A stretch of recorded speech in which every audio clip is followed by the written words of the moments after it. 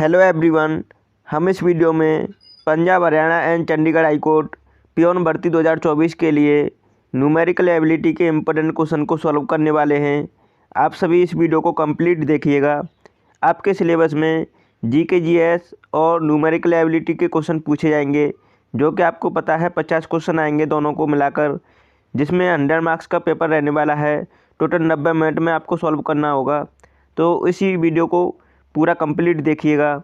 चलिए शुरुआत करते हैं पहले क्वेश्चन से। आप भी प्रत्येक क्वेश्चन का आंसर देने की कोशिश करेंगे। तो यहाँ पे देखेंगे ऑप्शन ये दिखाई दे रहे हैं, इस क्वेश्चन को सभी सॉल्व करें। तो पहला क्वेश्चन क्या है, ए बी सी और डी को अनुपात में दिया गया है 4:8:11:15 के अनुपात में लाभ बांटना है। यदि न्यूनतम और अधिकतम अनुपातों के बीच 22,000 रुपये का अंतर है, तो अन्य दो अनुपातों का योग क्या है। बहुत ही अच्छा क्वेश्चन है। किस तरीके से करना है चलिए देखते हैं। तो यहाँ पे ए बी सी डी 4 लोगों का अनुपात दे रखा है 4:8:11:15 इस तरीके से। अब इनको इसमें प्रॉफिट है हुआ है जो उसे बांटना है। तो इसमें दो न्यूनतम और अधिकतम के बीच अंतर कितना है, 22,000 रुपये का दे रखा है, जबकि क्वेश्चन में दे रखा है 4 और 15 के बीच अंतर कितना, 11 है। तो ये 11 यूनिट की वैल्यू है 22,000। अब हमको पूछा है अन्य दो अनुपातों का योग कितना है। तो 8 और 11 का योग पूछा है, 8 और 11 का योग होता है 19। तो 19 यूनिट की वैल्यू निकालनी है। अब आपको समझ में आ गया होगा किस तरीके से करना है।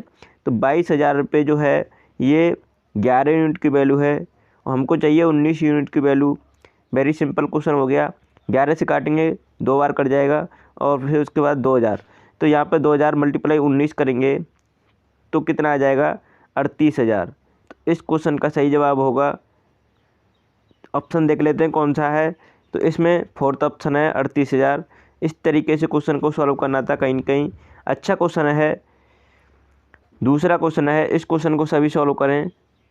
इस तरीके का क्वेश्चन आपकी परीक्षा में पूछा जा सकता है, तो इसे ध्यान से सभी सॉल्व करने की कोशिश करें अपने से और कमेंट बॉक्स में आंसर देने की कोशिश करें।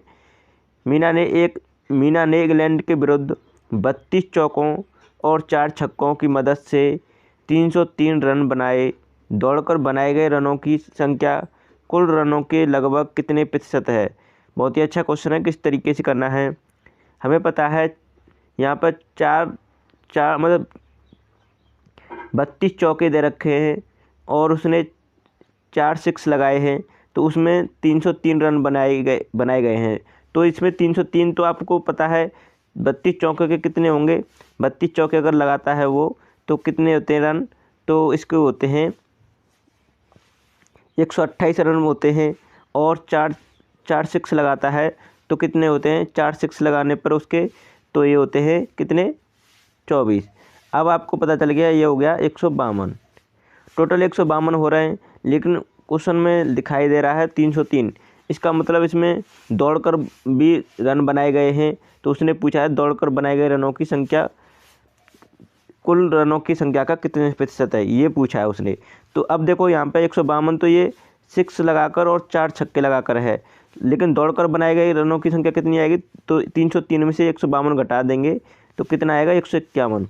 151 रन बनाए गए हैं दौड़कर, तो ये 151 है। ये टोटल रनों का कितना प्रतिशत है ये पूछा है। अब आगे आपको समझ में, 303 है तो ये 303 का 151 कितना प्रतिशत है, तो ये पूछा है। अब देखो आपको इसमें सटीक मतलब सॉल्व करना होगा, तभी आप इसे निकाल पाएंगे। तो देखो 151 से इसे काटेंगे, उसके बाद ये आपको 49.83% आएगा इसे सॉल्व करने के बाद।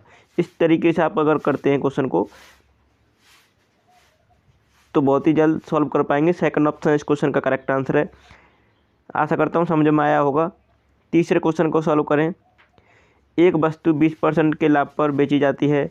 यदि उसके क्रय मूल्य और विक्रय मूल्य दोनों को 100 रुपये कम किया जाता तो प्राप्त प्रॉफिट 4% होता।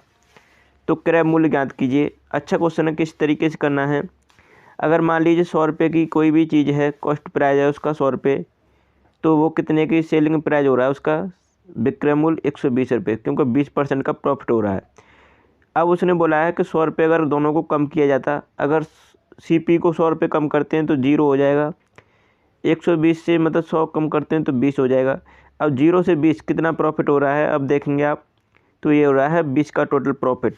लेकिन क्वेश्चन में दे रखा है 4% का प्रॉफिट होता, तो ये कितने यूनिट की वैल्यू है, तो हमको पता है जो 20 है जो 4% यूनिट की वैल्यू है। हमको पूछा है उसने क्रय मूल्य, क्रय मूल्य कितना माना है हमने 100, तो 100 यूनिट की वैल्यू निकालनी है। तो जो 20 है ये 4% की वैल्यू है, 100% की वैल्यू निकाल लेंगे।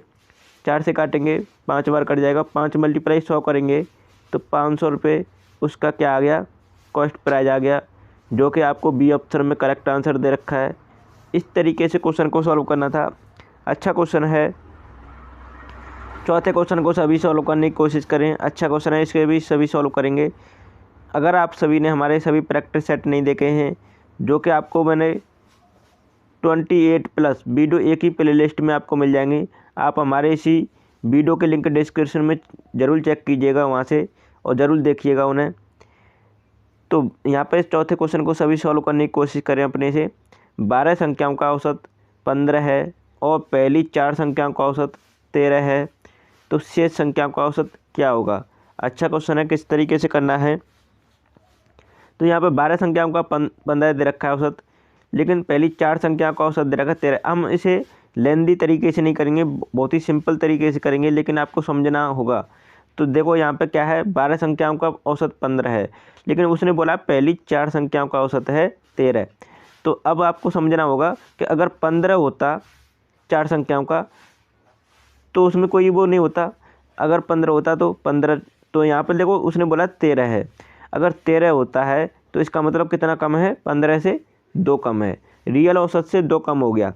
तो ये कितनी संख्या है, 4, तो 4 पर कितना 2 कम है, तो 4 पर कितना कम हो गया, तो 4 से मल्टीप्लाई कर दो, 8 कम हो गया, टोटल हो गया 8 कम। ठीक है, अब ये शेष संख्याओं का औसत पूछा है। अब देखो टोटल संख्या थी 12, उसमें से 4 संख्याओं का औसत तो 13 है, लेकिन बची संख्या कितनी, 8।